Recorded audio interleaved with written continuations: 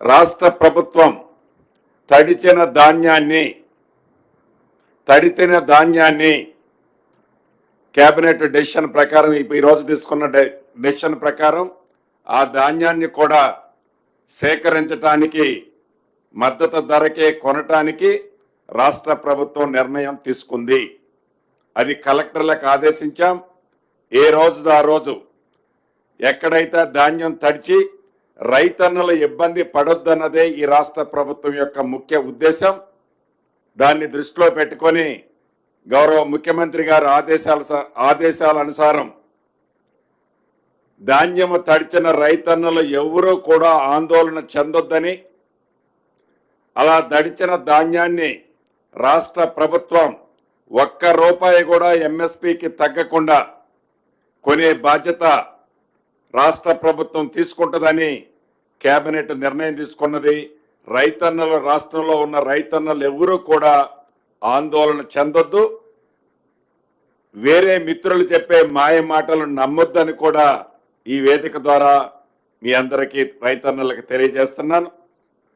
అదే కాకుండా రాబోయే సీజన్లో ఈ రాష్ట్ర ప్రభుత్వానికి ప్రతి సంవత్సరం స్కూల్లో మిడ్ డే మీల్ కోసం కానివ్వండి, హాస్టల్స్ రన్ చేయటం కోసం కానివ్వండి, అదే రకంగా ఏదైతే ₹2కి కిలో బియ్యం ఇచ్చే స్కీమ్ కానివ్వండి, ఇవి నడపాలంటే సుమారుగా 36 లక్షల మెట్రిక్ టన్నుల బియ్యం అవసరం ఉంది.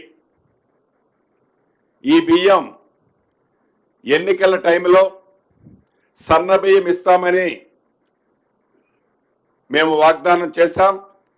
ఈ రాష్ట్ర అవసరాల కోసం బయట ప్రాంతాల నుంచి సన్న బియ్యం కొనొద్దు అనే ఒక నిర్ణయంతో ఏదైతే ఎన్నికల్లో మేము చెప్పామో చెప్పిన దాని ప్రకారం ప్రతి రైతన్నకు, సన్న వడ్లు పండించిన రైతన్నకు క్వింటాలకు ₹500 బోనస్ని ఈ వచ్చే సీజన్ నుంచి ఇవ్వాలని నిర్ణయించాం.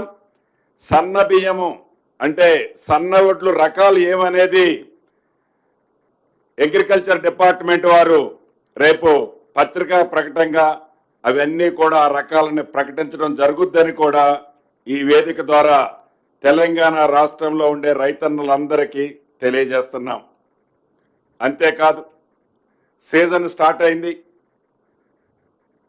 ఈ సీజన్కి కావలసిన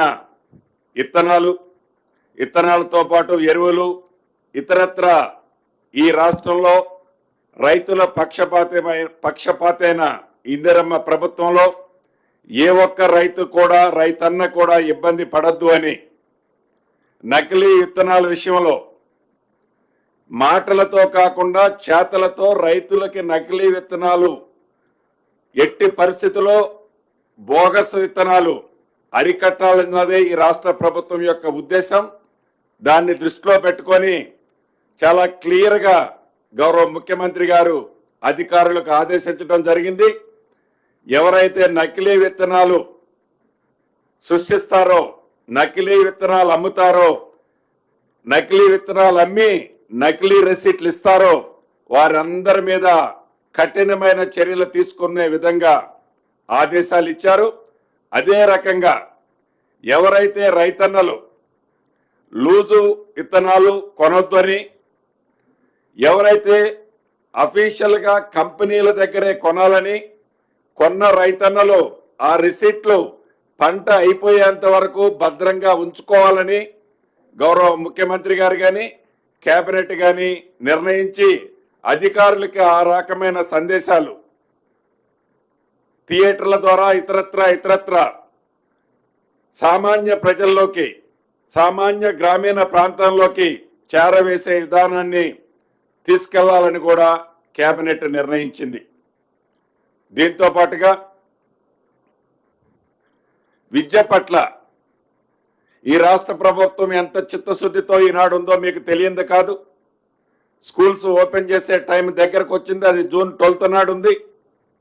ఈ జూన్ 12 లోపు ఏవైతే అమ్మ ఆదర్శ స్కూల్స్ అని ఈరోజు ఈ రాష్ట్ర ప్రభుత్వం ప్రత్యేక శ్రద్ధ తీసుకొని సుమారు 600 కోట్లు పైగా గ్రామాల్లో ఉండే ఆ కమిటీల ఆదర్శ కమిటీల ద్వారా వారే హెడ్ మాస్టర్ గారు ఆ కమిటీ వారి ఆధ్వర్యంలోనే ఆ స్కూల్స్ మెయింటెనెన్స్ చేసే కాన్సెప్ట్ తీసుకొచ్చి ఇప్పటికే సుమారు ఒక 120 కోట్లు అడ్వాన్స్ గా ఇచ్చి ఈ రాబోయే 25 రోజులు నెల రోజుల్లోపు ఈ స్కూల్స్ అన్ని కూడా మోడర్న్ స్కూల్ లాగా తీర్చిదిద్ది మంచి విద్యకి ఈ రాష్ట్ర ప్రభుత్వం పెద్దపీట వేస్తున్నది.